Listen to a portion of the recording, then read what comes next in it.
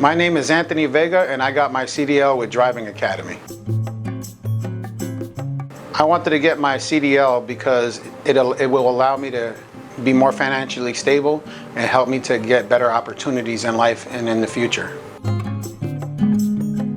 I like Driving Academy because it has a lot of trucks and buses, and the instructors are very helpful and they go into detail with you on how to do what you need to do to pass the test, and it's up to you to take that knowledge and to expand and put in extra work into it to implement you passing the road test.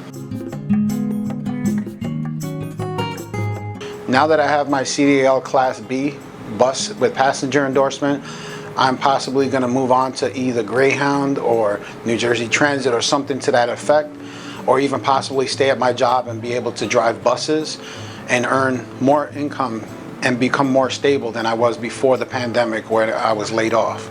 And now I'm more successful and I have better opportunities ahead. Driving Academy got me on my road to freedom.